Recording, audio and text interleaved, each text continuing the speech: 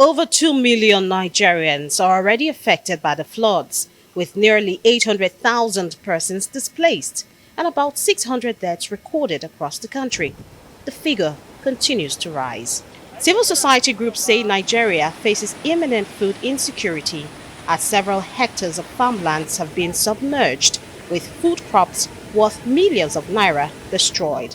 The group, which includes Action Aid Nigeria, Plan International, Christian Aid, and Care International, are all calling on the federal government to declare a state of emergency, while also calling on international donors for help. The state of the nation is in a dire need and a call for concern.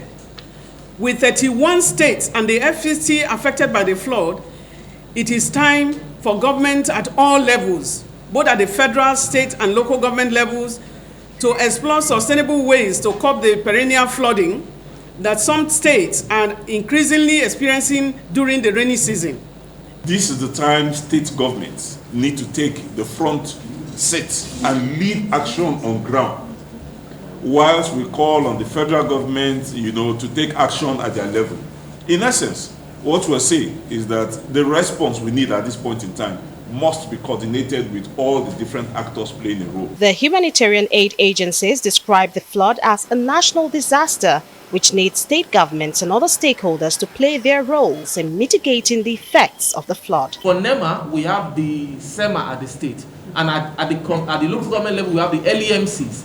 I can tell you that most LEMCs across the countries are not functional.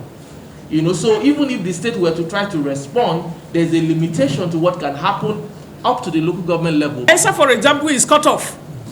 How do we get food to them? And that's why we are calling on the Navy, and our interventions will have to be in collaboration with all of these agencies, the Navy, the Air Force, how we drop food, where people are. The aid agencies say each affected family will need at least 60,000 naira for food and other supplies. They are asking state governors to send supplementary budgets to their state houses of assembly to tackle the issue.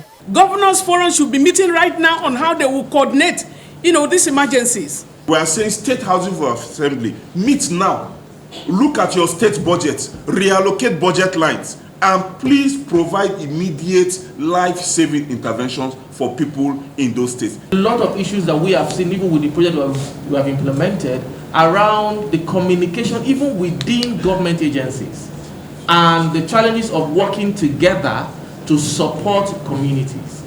Average from our responses, you need an average of 60,000 naira per household. So if you do the math, you will then know how much you would need in the immediate. If you take off some money from our visit to pilgrimage from all the states, it will go a whole lot in responding in the immediate. There are also questions on what has happened to the ecological funds being disbursed to state governments.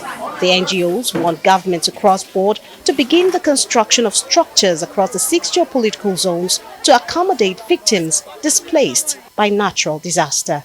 Georgina Ndukwezainka, Arise News.